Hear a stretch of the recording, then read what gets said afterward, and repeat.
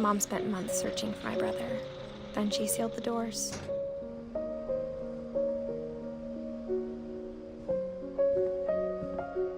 Whatever Milton had found in the house, Mom didn't want it getting out.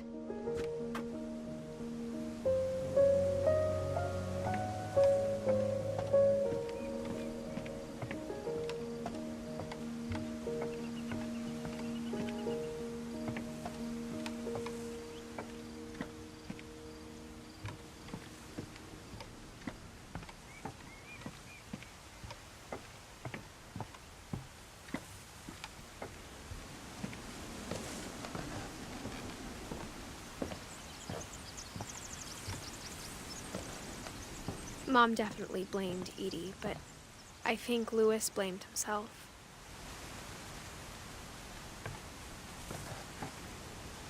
After he graduated, he just spent more and more time in his room, until Mom got him a job at the cannery.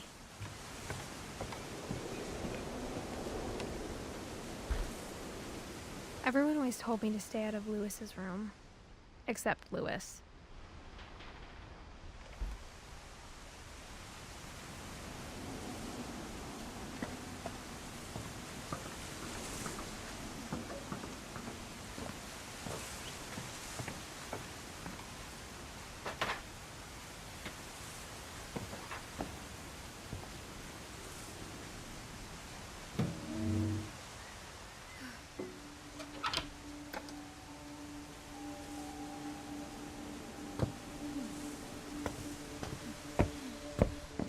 Lewis's room smelled very, very familiar. That part of him lived on.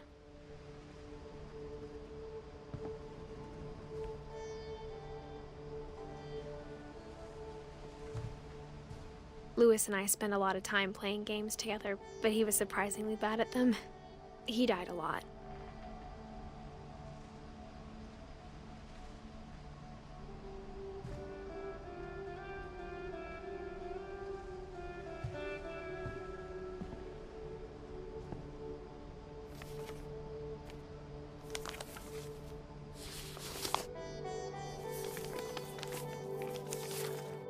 Dear Mrs. Finch, as Lewis's psychiatrist, I can understand your desire for an explanation.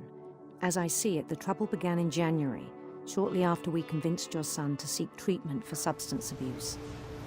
Newly sober, I believe Lewis first noticed the monotony of his daily life.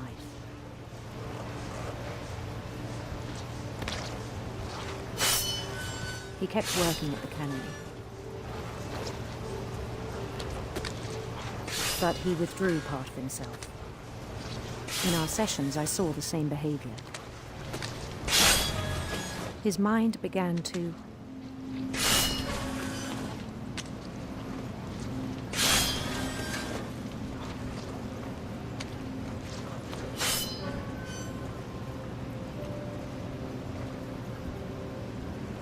wander.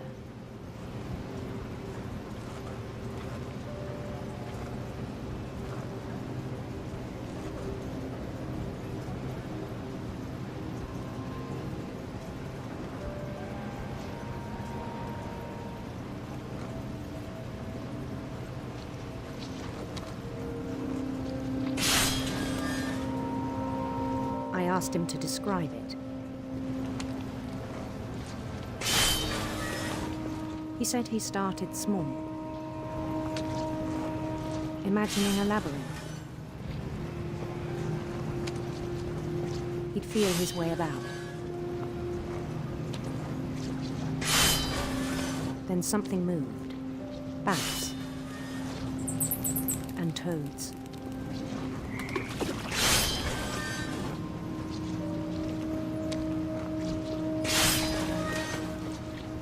And things that have not names.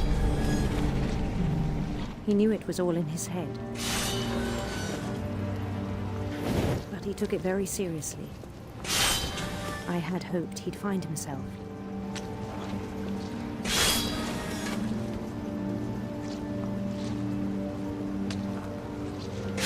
But he found something more. I worried about him then. Daydreaming at the cannery, I spoke with his boss. But he said Lewis had become a model employee. Methodical, tireless, focused. Like a whole new Lewis. So I let him go on.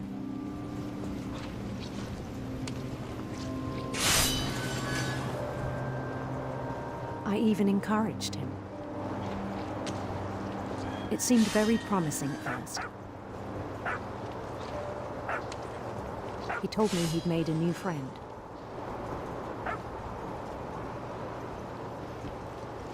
On the edge of a city he named Lewis Topia.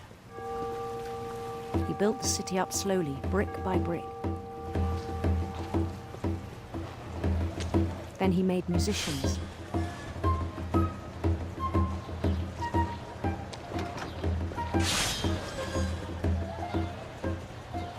And songs for them to play.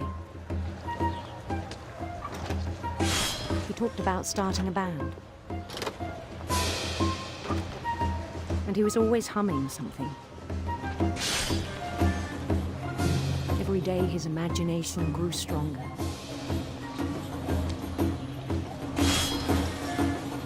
He no longer spoke at the cannery. But his chopping was as reliable as ever. Then one day it struck him that all the cheering crowds, even the stones under his feet, were all in his imagination, so he could do whatever he wished.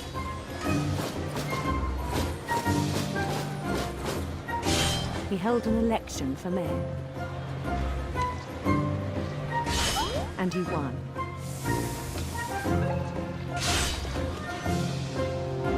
They begged him to stay, but his mind was already wandering.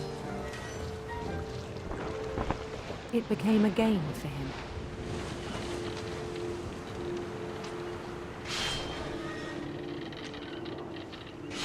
He'd conquer a city, then immediately push on.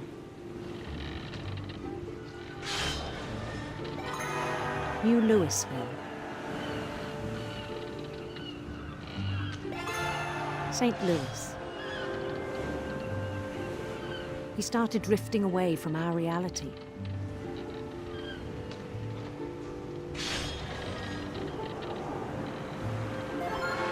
Minneapolis.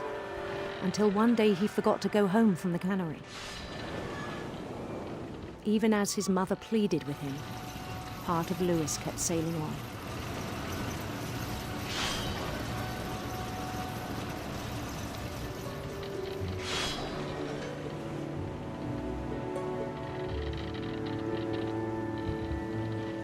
In Lewisburg, he heard rumors of a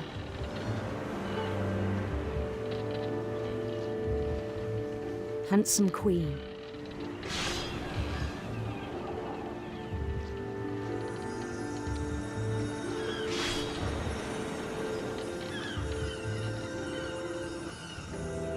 The queen was on her own quest for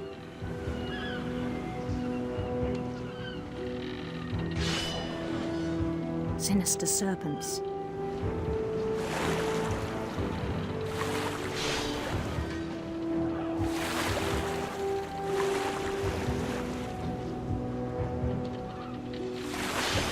He followed the sound of her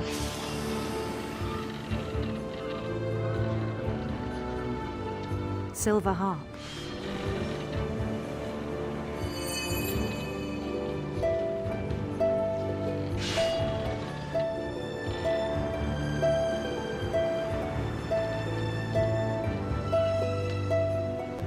His chase led him to a golden palace east of the sun and west of the moon.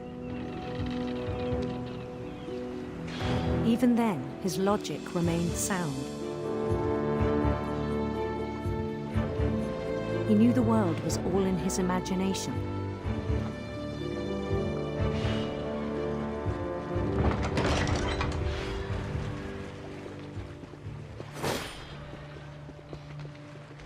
But he was so proud of having created it.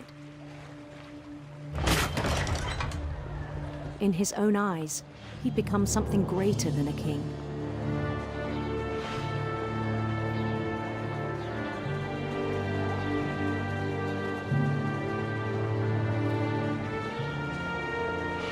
For someone who'd never known success in the real world, I think it was overwhelming.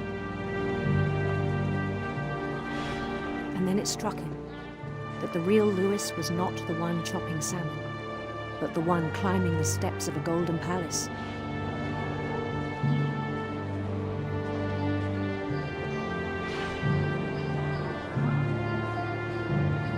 My imagination is as real as my body, he told me.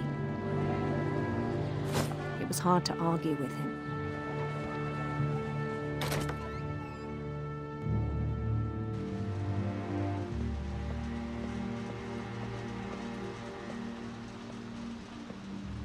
He began to forget the world we know.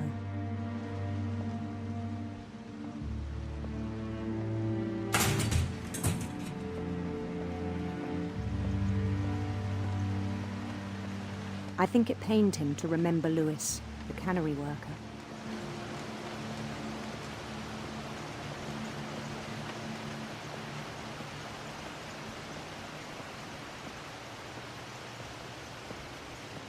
He began to despise the man with a royal contempt.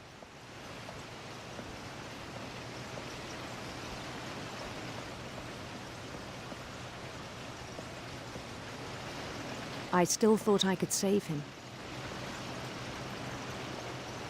Even after he said he was being crowned king over all the lands of wonder.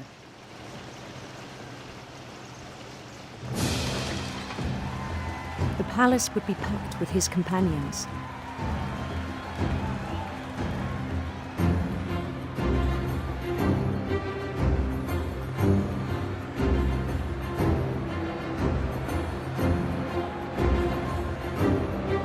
Including the wise Calico who'd insisted on advising him.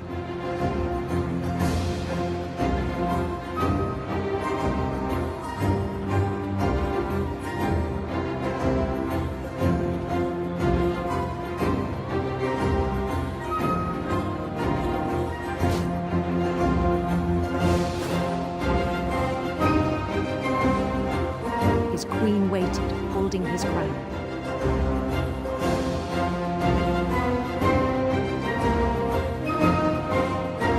There was only one thing left to do.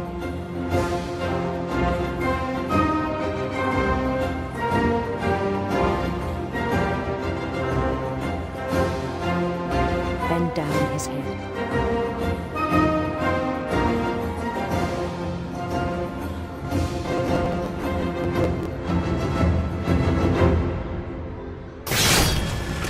I think you know. Mrs. Finch, your son was a kind man who will be missed by all of us who knew him.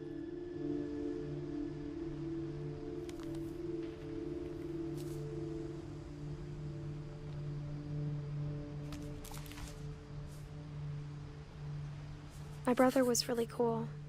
I wish you could have met him.